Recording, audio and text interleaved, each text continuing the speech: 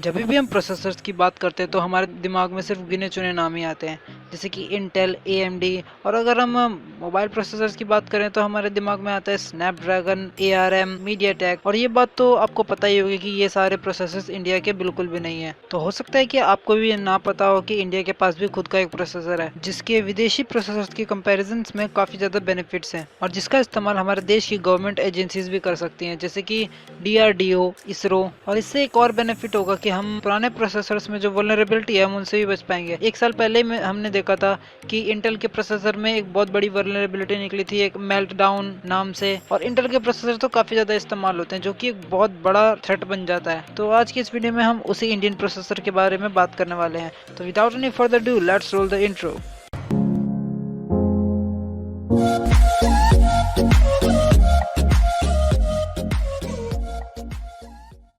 शक्ति एक Indian processor है जिसको बनाया है आईआईटी मद्रास की राइस ब्रांच ने। और आईआईटीज का नाम तो आपने सुना ही होगा, टेक्नोलॉजी के मामले में वो कितने आगे हैं। तो शक्ति एक RISC-V आर्किटेक्चर बेस्ड प्रोसेसर है जो कि एक ओपन सोर्स आर्किटेक्चर है। और इंटेल और एएमडी के भी खुद के आर्किटेक्चर हैं जो कि क्लोज्ड सोर्स है, यानी वो ओपन सोर्स नहीं है, उनका इस्तेमाल कोई और नहीं कर सकता। और अगर रिवर्स इंजीनियरिंग की मदद से आपने कर भी लिया तो वो इलीगल कहलाएगा, आप उसको कमर्शियली इस्तेमाल नहीं कर पाओगे। और RISC-V आर्किटेक्चर बनाने वाली कंपनी का नाम है Sci5। तो शक्ति का जो पहला प्रोसेसर था उसको फैब्रिकेट करके दिया था इंटेल ने, जो कि था 22 नैनोमीटर्स का। अब आप कहोगे कि ये तो विदेशी प्रोसेसर हो गया, फिर इसको फैब्रिकेट इंटेल ने किया है। तो भाई नहीं, इसका जो सेकंड प्रोसेसर है वो इंडिया में ही फैब्रिकेट हुआ है इसरो की मदद से।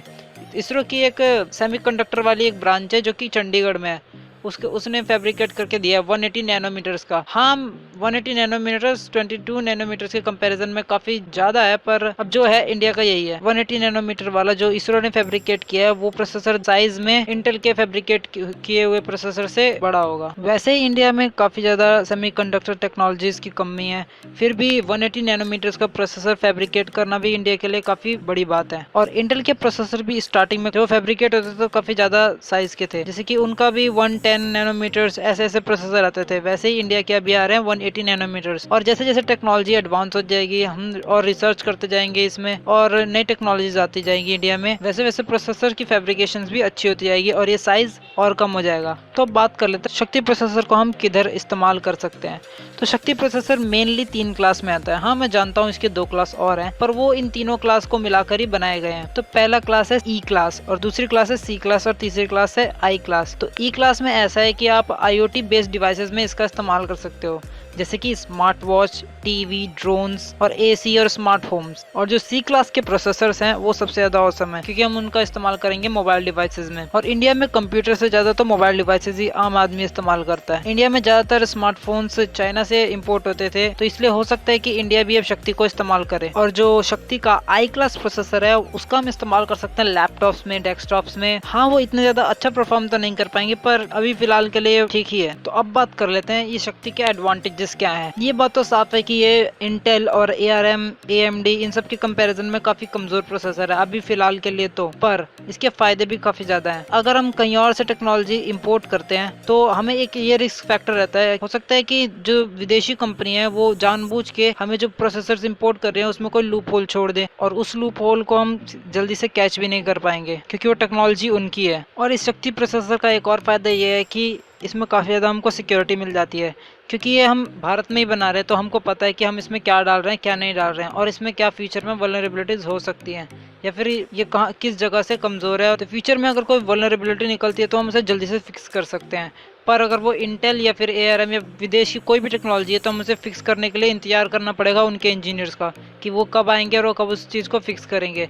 जैसे कि मेल्टडाउन और स्पेक्टर के साथ हुआ, जो कि इंटेल प्रोसेसर की एक बहुत बड़ी वल्नरेबिलिटी थी, क्योंकि ज़्यादातर लोग इंटेल के प्रोसेसर से इस्तेमाल करते थे।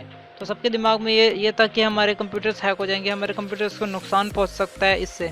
और उस टाइम पे हम बहुत ज़्यादा असहाय महसूस कर रहे थे, पर फिर इंटेल ने इसका फिक्स भी निकाल दिया। पर जो भी हो, ये विदेशी प्रोसेसर काफ़ी बड़ा रिस्क फैक्टर हो सकते हैं, क्योंकि हमारी बड़ी बड़ी एजेंसियां जैसे DRDO और इसरो ये भी विदेशी प्रोसेसर से इस्तेमाल करती हैं। यहाँ तक कि हमारे घर घर में विदेशी प्रोसेसर्स का इस्तेमाल होता है और विदेशी टेक्नोलॉजीज़ का इस्तेमाल होता है। तो इससे एक बात अच्छी हो जाएगी कि हमारे देश में सेमीकंडक्टर्स बनना स्टार्ट हो जाएंगे और हमारे देश में ही स्मार्टफोन्स और स्मार्टफोन टैबलेट्स, और जो भी सेमीकंडक्टर टेक्नोलॉजीज है, कंप्यूटर्स, ये भी बनना स्टार्ट हो जाएंगे। हो सकता है फ्यूचर में हमें ऐसा भी कोई शक्ति का वर्जन मिले जो कि सुपर कंप्यूटर्स में इस्तेमाल किया जाए। तो बस आज के लिए इतना ही था। अगर वीडियो अच्छा लगा हो तो लाइक कर देना, शेयर कर देना, सब्सक्राइब कर देना। और आपको क्या लगता है कि फ्यूचर में ये इंटेल को टक्कर दे पाएगा या नहीं दे पाएगा, इंटेल या कोई भी प्रोसेसर को टक्कर दे पाएगा या नहीं दे पाएगा, तो मुझे कमेंट सेक्शन में बता देना। और अगर वीडियो अच्छा ना लगा हो तो आप डिसलाइक कर सकते हो या फिर वही मुझे कमेंट सेक्शन में बता सकते हो।